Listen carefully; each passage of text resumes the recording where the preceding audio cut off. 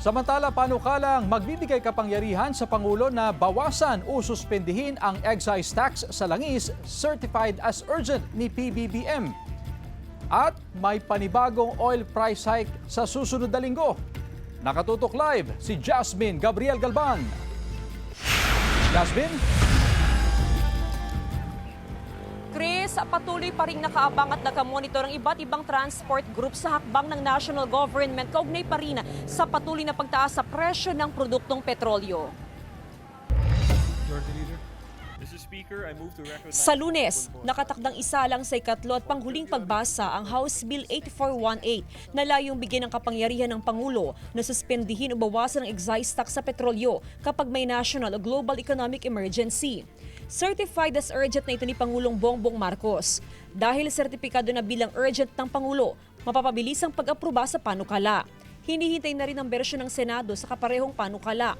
Mahalaga ito, lalo't hindi pa malinaw kung kailan huhupa ang gulo sa gitnang silangan na siyang dahilan ng sobrang pagtaas ng presyo ng krudo. Ang malakihang oil price hike pa naman nitong linggo, tiyak na masusundan pa sa mga susunod na linggo, sabi mismo ng Department of Energy. Pero ayaw pa nila magbigay ng projection. Ang sigurado ko lang dyan, may increase talaga tayo for next week. Hindi ko makalma yung merkado eh. Posibleng tumaas ng 10 hanggang 12 piso kada litro ng gasolina, 13 hanggang 15 piso naman sa diesel at 6 na piso sa kerosene.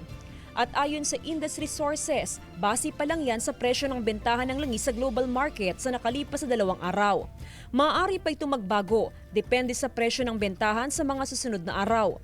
Aminado ang DOE, hindi nila mababantayan lahat kung sobrang taas presyo ng mga gasolinahan dahil nasa 14,000 ang bilang ito sa buong bansa.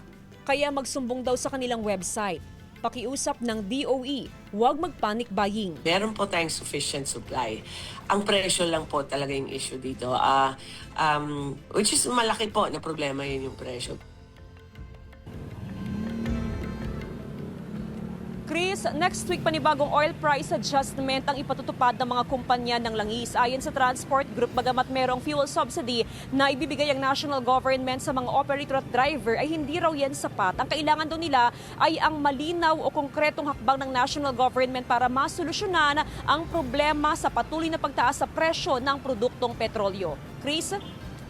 Maraming salamat, Jasmine Gabriel Galban.